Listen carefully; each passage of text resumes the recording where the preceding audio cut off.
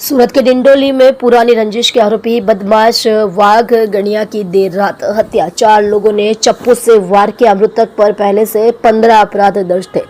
सूरत के नवागाम डिंडोली में शनिवार देर रात एक सिरफिरे व्यक्ति बाघ गणिया की चप्पू से वार कर हत्या कर दी गई। पुलिस को संदेह है कि हत्या पुरानी रंजिश के चलते की गई है। नवागाम डिंडोली के जगदम्बा नगर के पास एक सिरफिरे गणेश बाघ को चप्पू से काट कर मार डाला गया।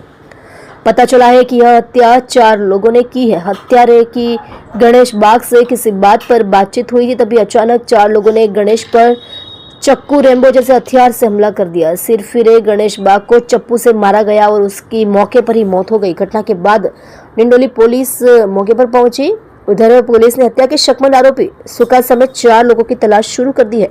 सिरफिरे गणेश बाग ने पहले उधना में सूचीबद्ध तस्कर कालू उर्फ शंकर निकम की हत्या की थी। इसके अलावा पुलिस थाना में दर्ज मारपीट, चेन स्नेचिंग और हत्या के प्रयास सहित 10 से 15 अपराध दर्ज किए गए। इसके अलावा गणिया के ऊपर पासा के तहत भी 2 बार कार्यवाही की गई।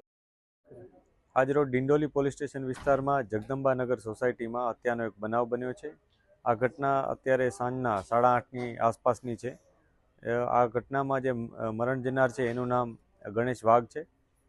एमां एना मित्रों साथे बेसेल होवानी प्राइमरी इन्फॉर्मेशन छे, परंतु आ घटना एमां मित्रोमांथी कोઈએ करी छे अथवा अन्य कोઈએ करी छे एनी तपास अत्यारे चालू छे। जे आरोपी छे एनी अमे जांच पड़ताल करी रह्या छीए। एने नजरे जुनार कोई छे के नहीं ए अथवा सीसीटीवी फूटेज मार्फत पण अमे तपासी रह्या छीए। एक आरोपी छे के केटला वधारे छे ए पण अमे तपासी रह्या छीए। जे पण माहिती मळशे ए मुजब आगळनी कायदेसરની કાર્યવાહી કરવામાં આવશે।